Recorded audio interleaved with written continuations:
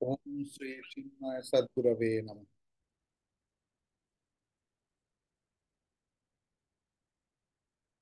আজ বাসন্তী পুজো। আগামীকাল অন্নপূর্ণা পুজো এবং তার পরের দিন রামনবমী হয়ে নবরাত্রি শেষ হচ্ছে, তাই তো। বাসন্তী পুজো অনেক আহ বাঙালি জানে, অবাঙালি তো অনেক দূরের কথা। বাসন্তী পুজো সম্বন্ধে অনেক বাঙালিরাই জানেন। আজকাল বাসন্তী পুজোর প্রায় হয় না বললেই চলে। তার কারণ সরস্বতী পুজোর পরে মোটামুটি বড় পুজো বলতে এইটাকেই ধরা হয়, এবং দেখা যাবে যে প্রচুর অন্নপূর্ণা মূর্তি তৈরি হচ্ছে। অন্নপূর্ণা পুজো যে তৈরি হয় সেটাও বাঙালি কমিউনিটির মধ্যেই সীমাবদ্ধ হয়ে আছে। তার কারণ অবাঙালি কনসেপ্টে দীপাবলির পরে সেই অন্নপূর্ণা পুজোর চল। যাই হোক, এবারে যে আজ ছোটখাটো দুর্গা প্রতিমার মতো তৈরি হচ্ছে, বাসন্তী পুজো কিন্তু একদম দুর্গা পুজো। যে দুর্গাপুজো আমরা দেখি সেই একদম দুর্গাপুজো। এবারে আপনারা নিশ্চয়ই জানেন যে দেবতাদের দিন রাত্রি কিরকম। না, আমাদের বছরের 6 মাস হচ্ছে দেবতাদের রাত্রিকাল, আর 6 মাস হচ্ছে দিনের বেলা। শরৎকালে যে দুর্গাপুজো হয়, যেটা ফেস্টিভ্যাল রূপে পরিণত হয়েছে, দুর্গা ফেস্টিভ্যাল অক্টোবর মাস নাগাদ হয় শরৎকালে। সেই সময় দেবী দেবদেবীদের রাত্রিকাল, তারা ঘুমিয়ে থাকেন, তাই বোধন করা হয়। দুর্গাপুজোর একটা বিশেষ অঙ্গ হচ্ছে বোধন। তার কারণ বোধন মানে উদ্বোধন, ঘুম থেকে তোলা। তাই ঘুম ভাঙিয়ে তাদের পুজো করতে হয়। কিন্তু বসন্তকাল সেটা দিনের বেলা পড়ে আর কি, দেবদেবীদের দিনের বেলার মধ্যেই বসন্তকালটা পড়ে। তাই বাসন্তী পুজোয় বোধন লাগে না। তাই এই বোধনটা বাদ দিলে বাসন্তী পুজোর সবটাই কিন্তু শারদীয়া দুর্গাপুজোর মতো। অর্থাৎ সেখানেও আমন্ত্রণ, অধিবাস, নবপত্রিকা স্নান, সন্ধি পুজো, হোম, বিসর্জনের আগে প্রদক্ষিণ, সবকিছুই হয়। ঠিক আছে। তো এবারে শুধু তিথিগুলোর নাম আলাদা। শরৎকালীন মহাপূজা আমরা মন্ত্রের সময় বলি, এখানে বসন্তকালীন মহাপূজা এইটা বলতে হয়। কিন্তু বাদবাকি কোনো মন্ত্র বা ক্রিয়ার মধ্যে কোনো তফাৎ নেই। এবারে শাস্ত্রকাররা বলে যে এই বাসন্তী পূজায় হচ্ছে আহ কালবিহিত পূজা। তার কারণ রাবণ বধ করার জন্য রাত্রিবেলা রামচন্দ্র অকালে পুজো করেছিলেন মা দুর্গা। তাই সেই পুজোকে অকাল বোধনও বলা হয়। অর্থাৎ আমরা যে অক্টোবর মাসের দুর্গাপুজো দেখি, তা আসলে অকাল বোধন। ঠিক আছে। এখন আমাদের যে এই যে পঞ্জিকা অনুসারে দেবতাদের দিন রাত্রি কিরকম হয়, না আষাঢ় মাস যেটা আসছে, বৈশাখ জ্যৈষ্ঠ আষাঢ় শ্রাবণ আসছে না, তো আষাঢ় মাসে শুক্লপক্ষের একাদশী তিথি থেকে দেবতারা ঘুমোতে শুরু করে। তাই সেই একাদশীর নাম হরিশয়নী একাদশী। ঠিক আছে। আর কতদিন চলে, না জগদ্ধাত্রী পুজোর বিসর্জন হচ্ছে চান্দ্র কার্তিক মাসের শুক্লা পক্ষ তিথিতে, মানে শুক্লা দশমী তিথিতে। তার পরের দিন অর্থাৎ জগদ্ধাত্রী পুজোর পরের দিন, মানে জগদ্ধাত্রী বিসর্জনের পরের দিন যে একাদশীটা থাকে তাকে বলা হয় দেব প্রবোধিনী একাদশী। অর্থাৎ এই তিথির সন্ধেবেলায় দেবতাদের উত্থান হয়, ঘুম থেকে ওরা ওঠে। তার মানে সোজা কথায় উল্টো রথের পরের দিন থেকে জগদ্ধাত্রী পুজোর বিসর্জনের পরের দিন পর্যন্ত স্বর্গে যারা থাকেন তারা গাঢ় ঘুমে একদম নিমগ্ন থাকে। সেই জন্য তাদের পুজো করতে গেলে ঘুম থেকে তুলে পুজো নিবেদন করতে হয়। এবং আহ, মাঝরাতে ঘুম থেকে তুললে কেউই খুশি হয় না। তাই অনেক রকমের প্রসাদ আদির এইসব ব্যবস্থা থাকে, নৈবেদ্য, যাতে, তার কারণ দেবতারা তো শিশুর মতো, চকলেট, ওরিও, বাবলস, না এখন ক্যাডবেরির কি সব বেরিয়েছে না, সেই সবগুলো দিয়ে তাদেরকে খুশি করতে হয়। চকলেট খাবে কিনা, এটা খাবে কিনা, কেউ বলে আমি ড্রাই ফ্রুটস পছন্দ করি না, তাহলে এটা খাও ওটা খাও, তাহলে একটু চকলেট খাও, সেখানেও বলবে না না। তখন তাদের একটু আদর করে করে আদর করে করে যেরকম ছোটদের করা হয়, ঠিক সেইভাবে। এবারে প্রশ্ন উঠবে যে দুর্গাপুজো ছাড়াও বাঙালি হিন্দুদের যে বেশিরভাগ পুজো, যেমন বিশ্বকর্মা পুজো, গণেশ পুজো, কোজাগরী লক্ষ্মী পুজো, শ্যামা পুজো, জগদ্ধাত্রী পুজো, সব পুজোগুলোই তো স্বর্গবাসীদের রাতের বেলা হচ্ছে, কিন্তু এই পুজোতে তো বোধন হয় না। এবারে কথা হচ্ছে যে যিনি বিষ্ণু তিনি তো জগৎ পালক। এখন তিনি যদি ঘুমিয়ে থাকেন, তাহলে সেই সময় জগৎ পালন করে কে? আমরা তো হাঁটছি খেলছি ঘুরছি, কিন্তু ভগবান যদি ঘুমোয় তাহলে সেই সময় কি হবে? তো এখন পুরাণ বলে সত্য, ত্রেতা, দাপর, কলি, এই চার যুগের পরে কি হয়, পুরো সৃষ্টিটা ধ্বংস হয়ে যায়। পুরো সৃষ্টিটা, মানে আমাদের সৃষ্টি তো এরকম নয় যে বীজ, তারপর থেকে অঙ্কুর, তারপরে গাছ ইত্যাদি না। আমাদের বেদান্তের মতে, শাস্ত্রীয় মতে সৃষ্টি কিরকম না, প্রকট হয়। ঠিক আছে? তাহলে সৃষ্টি প্রকট হয়। এবারে তখন ওই প্রলয়ের সময় কি হয় না, ভগবান নারায়ণ বা বিষ্ণু তিনি কারণ সমুদ্রে যোগ সর্পরূপী অনন্ত নাগের ওপর শুয়ে যোগনিদ্রায় মগ্ন হন, যতদিন না নতুন ব্রহ্মাণ্ডের সৃষ্টি হচ্ছে। যোগনিদ্রা মানে কি না, প্রত্যেকটা রোমকূপ রোমকূপে নিদ্রার আবেশ। যেমন দেখবেন আমাদের তন্ত্রমতের সবচেয়ে, মানে সবকিছুরই তো ফল হয়, মেডিটেশনের ফল সবচেয়ে বেশি কিরকম না, যারা এই তন্ত্রমতের করতে জানেন তাদের, সেখানে কিরকম হয়, পায়ের নখ থেকে মাথার চুল পর্যন্ত প্রত্যেকটা অঙ্গের জাগরণ ঘটানো হয়।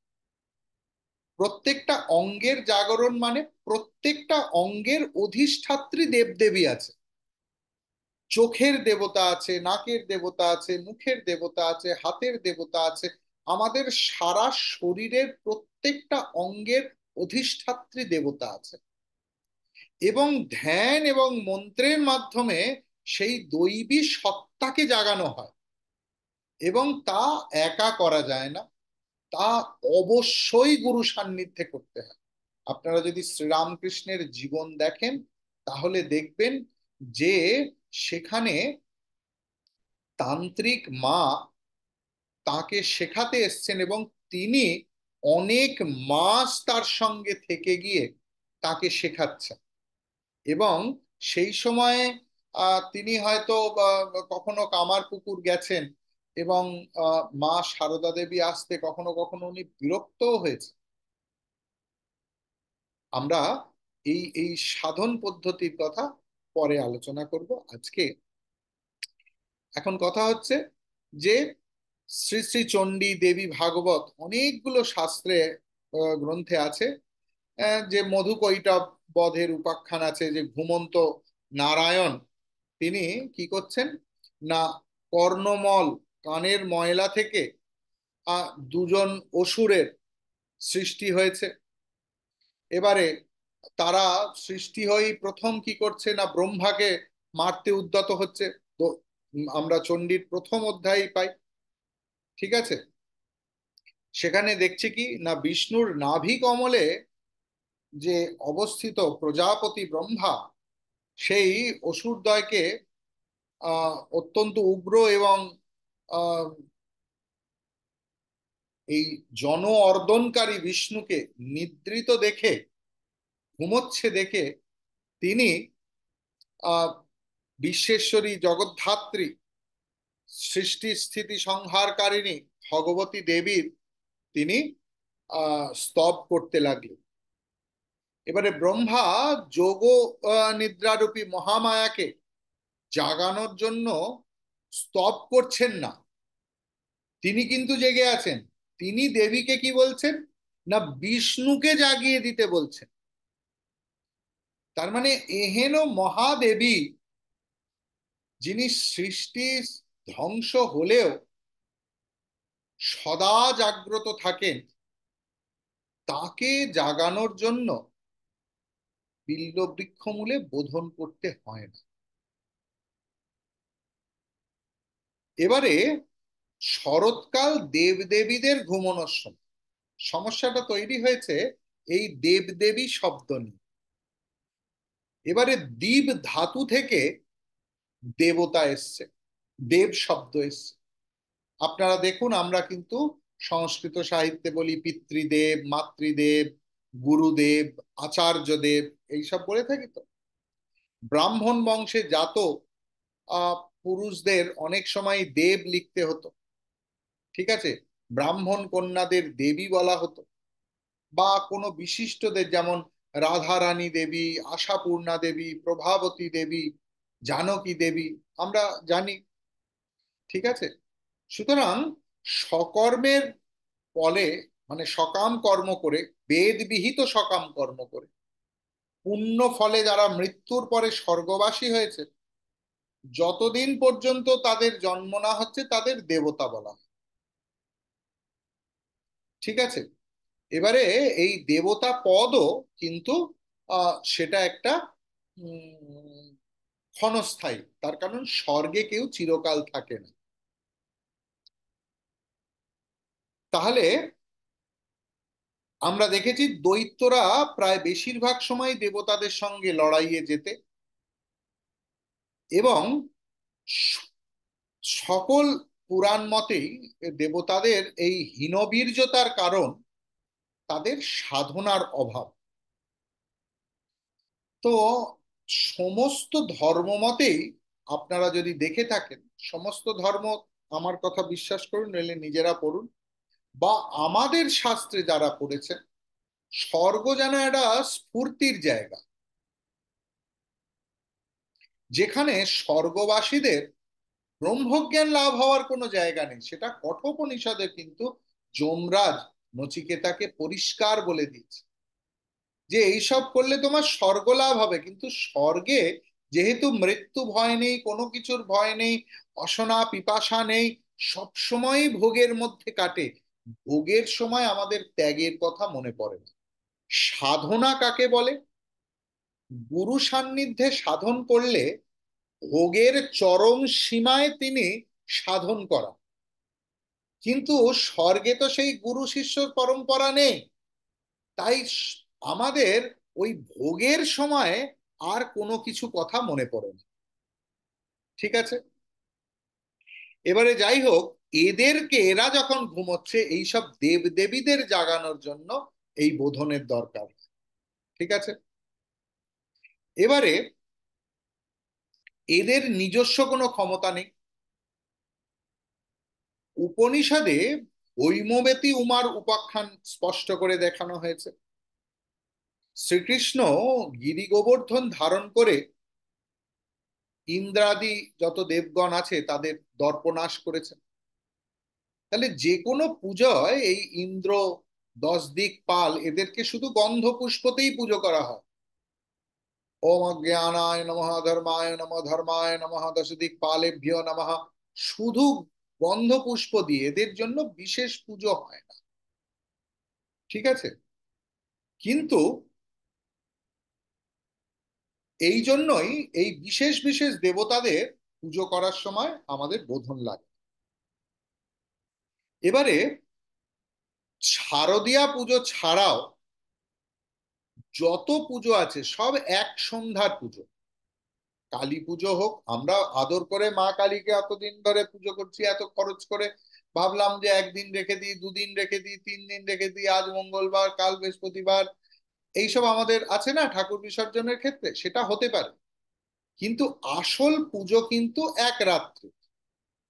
ঠিক আছে? তাই এই জন্য বোধনের দরকার পড়ে না। কিন্তু আর একটা কি না, শারদীয়া দুর্গা পুজো যেটা হতে, সেটা তো সপ্তাহব্যাপী। সেখানে নিজের পুরুষাকারের ওপর ভরসা করা যায় না। যতক্ষণ না দৈবী কৃপা হচ্ছে ততক্ষণ আমরা কিন্তু শারীরিক এবং মানসিকভাবে সুস্থ থাকতে পারি। যে মানুষ যতই তার শরীরের গর্ব, দর্প হুম করতে থাকুক, আমরা নিজেরাও কিন্তু জানি না যে আমাদের কি ঘটতে চলেছে। ঠিক আছে? সুতরাং তার কৃপা না হলে কিন্তু আমাদের সুস্থ থাকা ইত্যাদি কোনো কিছুই চলে না। যাই হোক, মানে যে কোনো রকম দৈব বিপত্তি যেন না আসে এই 5-6 দিনের মধ্যে, কোনো অসৌচ যেন না হয়, মৃত অশৌচ এবং শুভ অশৌচ কোনো কিছু। তার কারণ তারপরে আধি ভৌতিক, যেমন কোনো বিছে টিছে জাতীয় বিষাক্ত কীট যেন দংশন না করে, তাহলে পুরোহিত অসুস্থ হয়ে পড়তে পারবে। মশার কামড়ে ম্যালেরিয়া, ডেঙ্গু হতে পারে, কোনো কিছুই হতে পারে, অন্য কোনো হতে পারে, বা ভূমিকম্প হতে পারে, অগ্নিকাণ্ড হতে পারে, যে কোনো কিছু হতে পারে, বন্যা হতে পারে, যার ওপর মানুষের কোনো কন্ট্রোল নেই। তাই এই জন্য মানে যেগুলোকে অ্যাক্ট অফ গড বলা হয়। তো যাই হোক, যে বিপদ নিজের মধ্যে থেকে আসে, যেমন আবার ধরুন পরিবার প্রতিবেশীর দুর্ঘটনার খবর, তাতেও পুরোহিতের মন চঞ্চল হতে পারে, যে পুজো করবে সে হয়তো পুজো ছেড়ে, মন্ত্র ছেড়ে সে বিপন্ন হয়ে গেছে, এরকম হতে পারে। সুতরাং আহ রবীন্দ্রনাথ ব্রাহ্ম ছিলেন, তিনি দেবদেবী বা প্রতিমা পুজো মানতেন না। কিন্তু সেখানে কিন্তু তিনি তার এই ইষ্ট দেবতাকে কি সুন্দর প্রিয়তম হিসেবে ব্যাখ্যা করেছেন। মোর হৃদয়ের গোপন বিজন ঘরে, একেলা রয়েছ নীরব শয়ন পরে, প্রিয়তম হে জাগো জাগো জাগো, রুদ্ধ দ্বারের বাহিরে দাঁড়ায়ে আমি, আর কতকাল এভাবে কাটিবে স্বামী, প্রিয়তম হে জাগো জাগো জাগো, রজনীর তারা উঠেছে গগন ছেয়ে, আছে সব মোর বাতায়ন পানেছে, প্রিয়তম হে জাগো জাগো জাগো, জীবনে আমার সঙ্গীত দাও আনি, নীরব রেখো না তোমার বিনার বাণী, প্রিয়তম হে জাগো জাগো জাগো, মিলাবো নয়ন তব নয়নের সাথে, মিলাবো এ হাত তব দক্ষিণ হাতে, প্রিয়তম হে জাগো জাগো জাগো, হৃদয় পাত্র সুধায় পূর্ণ হবে, তিমির ঝাঁপিবে, তিমির কাঁপিবে গভীর আলোর রঙে, প্রিয়তম হে জাগো জাগো জাগো জাগো। বোধনের মূল মন্ত্র কি? উত্তিষ্ঠ মাতঃ স্বগুণৈ মহিম্না, পুত্রান প্রবুদ্ধান কুরু নিজ শক্তিয়া। যে হে মা, তুমি নিজের শক্তিতে এবার ওঠো, জাগো, এবং উঠে তোমার পুত্র পৌত্রীদের প্রবুদ্ধ করো, বিশেষভাবে জাগ্রত করো। অর্থাৎ এটা বোধন মন্ত্র। তার মানে মা, তোমাকে জাগানোর শক্তি আমার বিন্দু মাত্রও নেই। নিজ গুণে নিজ মহিমায় তুমি উঠে পড়ো। তোমার অজ্ঞান যে সন্তান, তাকে প্রবুদ্ধ করার জন্য, আত্মজ্ঞানের অমল আলোকে আলোকিত করবার জন্য তুমি তোমার আত্মশক্তির প্রকাশ করো। আমরা নিজের শক্তিতে জাগতে পারি না, তোমাকে বুঝতে পারি না। আমরা কি নিজের শক্তিতে সত্যিই জাগি? আমরা নিজের শক্তিতে জাগতে পারি না। আর আমরা যে অজ্ঞানের আধারে ডুবে আছি, সেখানে কিভাবে জাগবো? সেখানে যে দৈবিক কৃপা সাংঘাতিক দরকার। বাসন্তী পূজাও শুক্লা ষষ্ঠীর সন্ধ্যায় অধিবাস আমন্ত্রণ দিয়ে শুরু হয়ে দশমীর দিন বিসর্জন পর্যন্ত চলে। ঠিক এখানে শারদীয়া পূজা এবং বাসন্তী পূজার দুটোর চরিত্রগত পার্থক্য আছে। আমরা যদি দেখি যে শারদীয়া পুজোয় উৎসবের প্রাবল্য বেশি, তাই উৎসবের প্রাবল্যে পুজো বিষয়টা অনেকটাই যেন ধামাচাপা পড়ে যায়। এখন যে থিমের পুজোয় আসল পুজোটা কোথায় হয়েছে বুঝতেই পারবেন না, বলছে মঞ্চের পেছন দিকে হয়েছে। সত্যি, তার কারণ এত ডিজাইন, মা সেখানে এমনি এমনি এমনি এমনি কত রকম দাঁড়িয়ে আছে। কোথায় রেলগাড়িতে, কোথায় উমুক, কোথায় সিনেমা আর্টিস্ট হয়ে মা দাঁড়িয়ে আছেন। আরে পুজোটা কোথায় হয়েছে? ঘট বলছে ওর পেছন দিকে, কেননা এটা থিমের পুজো তো। থিমের পুজোতে মুশকিল হয়ে যাবে। তাই বাসন্তী পুজো, অর্থাৎ আজকে থেকে যে পুজো শুরু হলো, আজকে সপ্তমী, গতকাল ষষ্ঠী ছিল। হ্যাঁ, তো সেই যে পুজোর ভাব শুরু হয়েছে, সেখানে কিরকম না, এখানে কিন্তু মূলত তপস্যা প্রধান পুজো। মহামায়া, মহাপ্রকৃতির অন্যতম অবতার হলো উমা বা পার্বতী। তিনি বছরে একবার বাপের বাড়ি আসেন, সেটা শরৎকাল। তাহলে বিবাহিতা কন্যা বিয়ের পর বছরের শেষে একবার বাপের বাড়ি এলে বাড়িতে হইচই পড়ে যায়। মেয়েকে দেখার জন্য দূর দূরান্ত থেকে আত্মীয় স্বজন বন্ধু বান্ধব এরা সব চলে আসে, তাই না? এবং তাকে কেন্দ্র করে যেন মেলা বসে যায়। নতুন জামা কাপড় কেনা হচ্ছে, নানা রকম সুস্বাদু পদ রান্না করা হচ্ছে। আগমনী গান আছে, আনন্দে মাতে গিরি রাজপুরী, বছর পরে উমা এলো ঘরে। এবারে বাংলার সংস্কৃতির সঙ্গে এই আগমনী, তারপর বিজয়ার গান, এটা যেন অচ্ছেদ্যভাবে যুক্ত। এবার এই সব গানগুলো কিন্তু শারদীয়া পুজোকে কেন্দ্র করে। এই সময় একটা ছুটি ছুটি ভাব থাকে, প্রতিমা, আলোকসজ্জা, এইসব পশ্চিমবঙ্গে বিভিন্ন কোম্পানি স্কুলগুলোতে ছুটি থাকে, বোনাস পাওয়া যায় যারা, একটা অন্যরকম ভাব থাকে সেই সময়। এবারে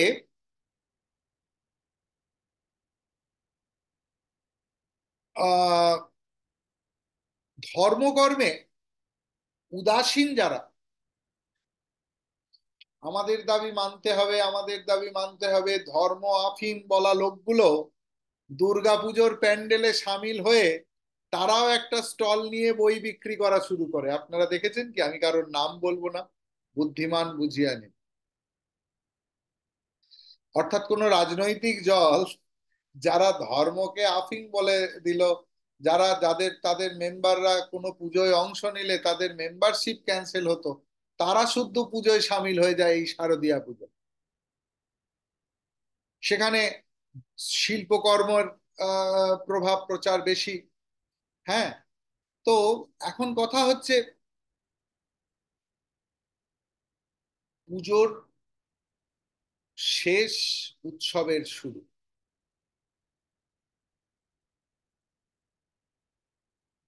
কিরকম?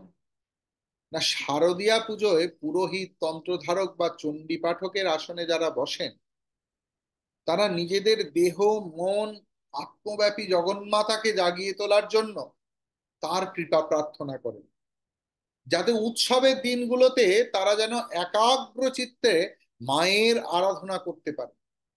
তার কারণ চারপাশে চাকচিক্যময় পরিবেশ, বাঁধন ছাড়া উল্লাস তাদের যেন প্রলুব্ধ না করতে পারে। বোধন করার যোগ্য মানে কারা বোধন করতে পারে? না, যাদের অল্প ঘুম ভেঙেছে, তারা আধো ঘুমে মাকে জাগিয়ে দিচ্ছে। পূর্ণভাবে নিদ্রিত লোক তারা বোধন করাতে পারেন। আধো জাগরণ মানে চেতনার কিছুটা উত্তরণ হয়েছে, সেই বোধন করার অধিকারী। অর্থাৎ মা, তুমি জেগে উঠে আমাদের পূর্ণরূপে জাগরণ করো। ঠিক আছে, এই হলো বোধনের।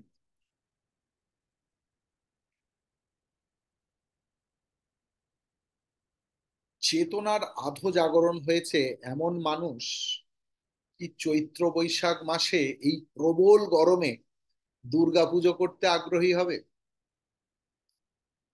কলকাতা শহরে কিরম গরম পড়েছে আপনারা নিজেরাই জানেন। এবারে চাকরিজীবী, ব্যবসায়ী সবাই তো ব্যস্ত। ফিনান্সিয়াল ইয়ার সবে শেষ হয়েছে। সবাই বাৎসরিক হিসাবপত্র, ট্যাক্স জমা ইত্যাদি সব নিয়ে ব্যস্ত। স্কুল কলেজে পড়া থাকলে আরো বিপদ। কলেজগুলোতে সেমিস্টার পরীক্ষা শুরু হয়ে গেছে, বলছে কিভাবে হবে। সারদা পীঠে পুজো হয় না এই অন্নপূর্ণা। তার কারণ বলে যে মহারাজ, সব কলেজগুলোতে সেমিস্টারের পুজো মানে পরীক্ষা এই সময়। ঠিক। তার মধ্যে পদ্ম ফুল পাওয়া খুব কঠিন। তার কারণ দুর্গাপুজোর একটা আহ, অন্য অঙ্গ, অন্যতম অঙ্গ হলো পদ্ম ফুল। পুজোর জিনিসপত্র জোগাড় করা খুব মুশকিল। বেল গাছে সবে নতুন পাতা জন্মেছে, তুলসী পাতার সাইজ ছোট হয়ে গেছে, পদ্ম ফুল প্রায় পাওয়া যায় না, 108টা পদ্ম ফুল, সাংঘাতিক। এবার নবপত্রিকা বাঁধার জন্য যে কটা উদ্ভিদ লাগে, হলুদ গাছ এই সময় পাওয়া যায় না, তাই অনেক আগে থেকে জোগাড় করে জল দিয়ে ছিটিয়ে ছিটিয়ে রাখতে হয়। দিনের বেলা চচ্চরে রোদ, বিকালে কালবৈশাখীর সম্ভাবনা থাকে। শরৎকালের মতো নীল আকাশে এরকম সাদা মেঘের ভেলা দেখা যায় না।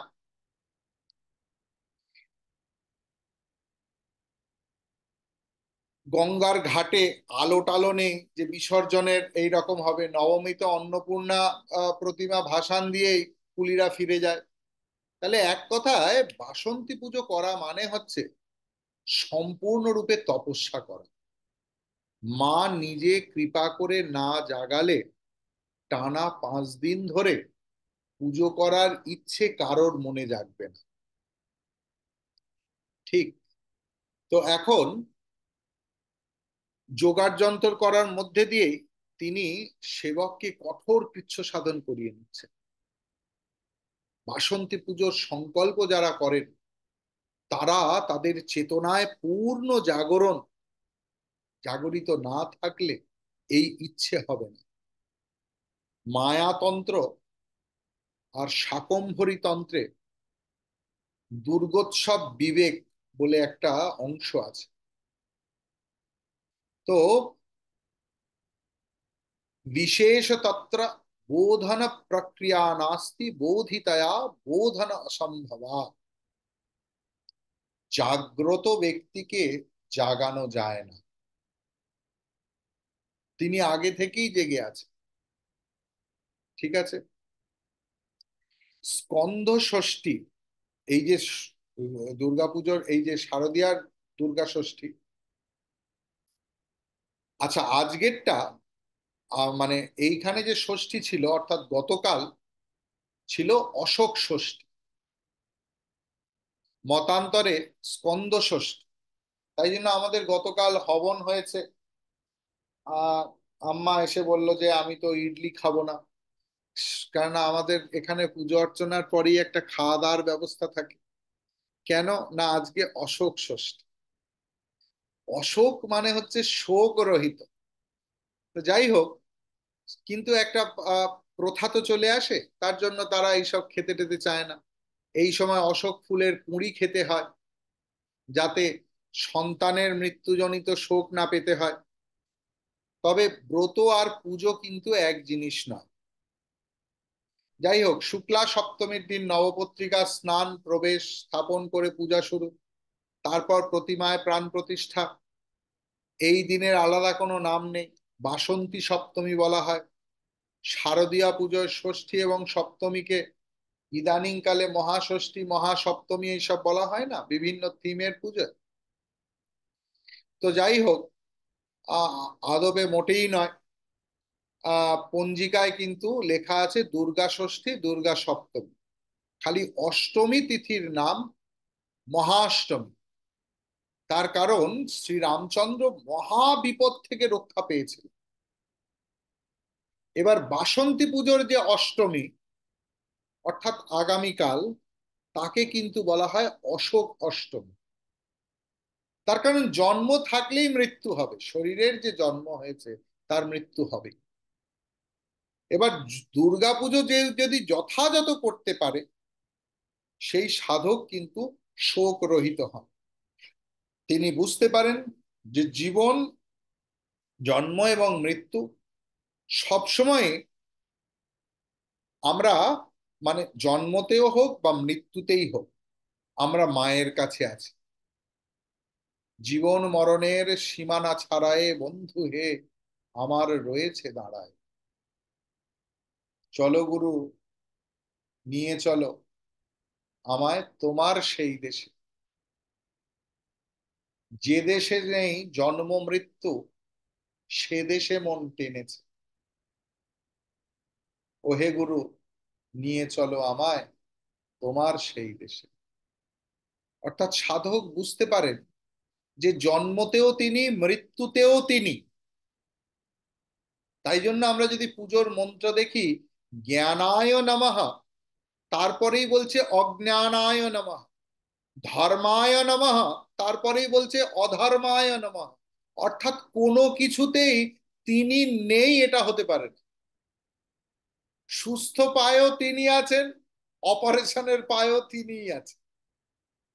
অর্থাৎ আলাদা কিছু নেই। ঠিক আছে, তিনি সর্বত্র।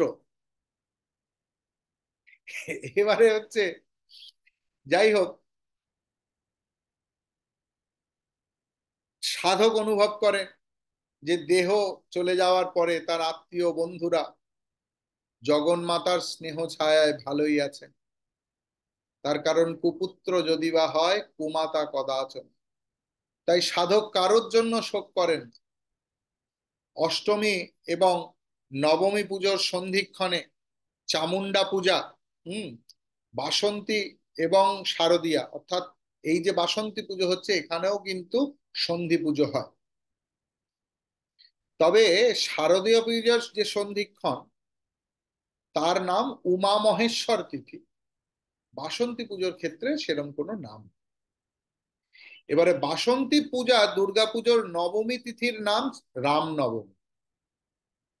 তার কারণ ওই তিথির মধ্যাহ্ন 12টার সময় শ্রীরামচন্দ্র জন্মগ্রহণ করেন। যেমন আমাদের এখানেও 17 তারিখে রামনবমীর পুজো হবে 11টার সময়। সেটা মিশনে হবে। আপনারা যারা কলকাতায় বা কলকাতার কাছাকাছি আছেন, আসার চেষ্টা করবেন। হুম। তো এবারে দুর্গাপুজোয় এই তিথির নামই, হুম, আহ কিন্তু মহানবমী তিথি। ঠিক আছে। এবারে আম, কেননা এই তিথিতে শ্রীরামচন্দ্র রাবণ বধ করে সীতামাকে ফিরে পেয়েছে। এবারে মনে রাখতে হবে যে দুর্গাপুজোর যে তিথি, এই জগদ্ধাত্রী পুজো যে হয় আমাদের, সেইখানে কিন্তু এই তিথির নাম দুর্গা নবমী। অর্থাৎ নবমী তিথিতে বলিদান সমস্ত পুজোতেই কর্তব্য। বলিদান মানে আখ বলি, আহ শশা বলি, তারপরে কলা বলি। সুপুরি বলি হয় না, অনেকে আবার বলে সুপুরি বলি হয়। সুপুরির জন্য জাতি লাগে, ওরম ভাবে সুপুরি বলি হয় কি? যাই হোক, যাই হোক, এবারে কালিকা পুরাণ অনুযায়ী বাসন্তী পূজার যে অষ্টমী, তাতে অশোক ফুল, আর নবমীতে কাঁঠাল পাতা দিয়ে পুজো করতে হবে। এবং হোম করার পরে দক্ষিণা দেয়া, বা যে কোনো পুজোর পরে আচার্য বা পূজারীকে দক্ষিণা দেয়া শাস্ত্রের বিধি। এবার সেখানে কি হয় না, নবমীর পূজা সমাপন হয়। শারদীয়া পুজোয় দশমীর নাম বিজয়া দশমী। ঘট বিসর্জনের পরে কি করে সকলে?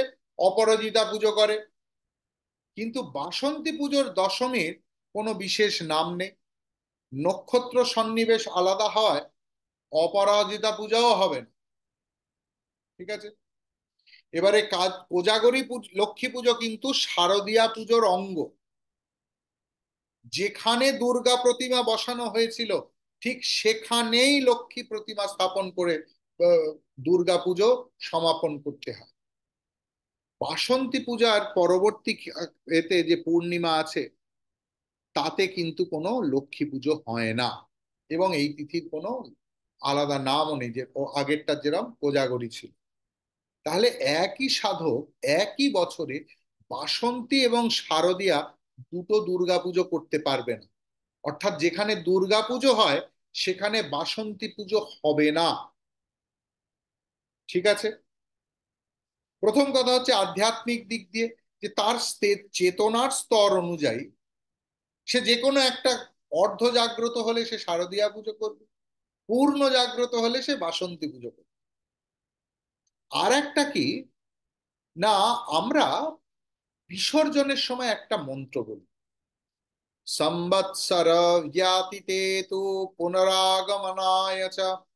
অর্থাৎ 1 বছর পরে তুমি আবার এসো। তাহলে নবপত্রিকা এবং প্রতিমা জলে ভাসিয়ে দেয়া হলো, জয়ধ্বনি দেয়া হলো, তাহলে আবার 1 বছরের মধ্যে 6 মাসের মধ্যে কিভাবে তা সম্ভব? দেবী ভাগবতের তৃতীয় খণ্ডের 26 নম্বর অধ্যায়ে বাসন্তী এবং শারদীয়া এই দুটো পুজোর কোনটা কি মনোভাব নিয়ে করতে হবে স্পষ্ট বলা হয়েছে। শরৎকালে বিশেষেণ কর্তব্যম বিধিপূর্বকম, বসন্তে চ প্রকর্তব্যম তথৈব প্রেম পূর্বক। শরৎকালের পুজো হবে শাস্ত্রীয় আচার বিধি মেনে, আর বসন্তকালে সেটাই হবে প্রেম পূর্বক। যার চৈতন্য আংশিকভাবে জাগৃত হয়েছে, শাস্ত্রীয় নিয়ম পুরোপুরি মেনে পুজো করলে তার নিজের মঙ্গল হবে। ঠিক আছে? এবং দেখা যায় যে আহ, গাছ বড় হলে তখন আর বেড়ার প্রয়োজন হয় না। ঠিক তেমনি চেতনার যখন পূর্ণ জাগরণ হচ্ছে, চেতনার পূর্ণ জাগরণ ঘটলে তখন আর অন্য কিছুর দরকার হয় না। পুজোর মূল ভাবটি মায়ের প্রতি ভালোবাসা। তখন আর নিয়ম কানুনে বাধা নেই। যে এইটা নিয়ম কানুন কখন হয় জানেন সবচেয়ে বেশি? এটা সঙ্গরি হয়ে গেল, ওটা এঁটো হয়ে গেল, ওটা ওখান থেকে, ওটা ডান দিকে করা যাবে, ওটা বাঁ দিকে। এত নিয়ম কানুন কখন আমাদের জীবনে আসে? না, যখন আমাদের প্রেমের অভাব হয়, যখন ভগবানের সঙ্গে আমরা প্রেমের সম্পর্কে যুক্ত হব, যখন ভগবান আমাদের নিজেদের ঘরের লোক, সেখানে কিন্তু এত নিয়ম কানুন হবে না, তখন প্রেমটাই থাকবে। তাহলে বাসন্তী পুজোর অষ্টমীর দিন, অশোক অষ্টমী তিথিতে অন্নপূর্ণা পুজো করা হয়। এটা একটা স্বয়ং সম্পূর্ণ একদিন ব্যাপী পুজো। বাসন্তী দুর্গা পুজোর সঙ্গে অন্নপূর্ণা পুজোর কোনো বাহ্যিক সম্পর্ক নেই। বাসন্তী পুজোর নবমী তিথির নাম রামনবমী, কিন্তু যারা বাসন্তী পুজো করে তার সঙ্গে রামচন্দ্রের পুজো করাও আবশ্যক। একইভাবে অন্নপূর্ণা প্রতিমার বিসর্জন এই তিথিতে হলেও নবমীতেই কিন্তু বিসর্জন হয়ে যাচ্ছে। তাই অন্নপূর্ণা পুজোর সঙ্গেও রামচন্দ্রের পুজো বাধ্যতামূলক নয় কিন্তু। তাহলে অন্নপূর্ণা কোনো স্বতন্ত্র দেবী নয়। এটা কি না, মা মহামায়ার অবতার। তার পার্বতী যে অবতার পার্বতী, তার একটা উপাধি মাত্র। যেমন উমা, অপর্ণা, গিরিজা, গৌরী, শঙ্করী ইত্যাদিও পার্বতীর কিন্তু উপাধি। প্রতিটি নামকরণের কারণ আলাদা, কিন্তু একই। একটা মানুষের যদি 50টা নাম থাকে, 50টা মানুষ হয়ে যায় না, 50টা উপাধি। ভগবান শঙ্করাচার্যজি কি বলছেন? নিত্যানন্দকারী, বরাভয়কারী, সৌন্দর্য রত্নাকারী। সেখানে আমরা দেখেছি কি, গৌরী হুমা শঙ্করী, গৌরী হি উমা। অর্থাৎ গৌরী উমা শঙ্করী বলছেন মানে একই। ভিক্ষাম দেহি মে পার্বতী, ভিক্ষা দাও মা আমার। তো বৈরাগ্য, আত্মজ্ঞান ভিক্ষা চেয়ে নিয়েছে।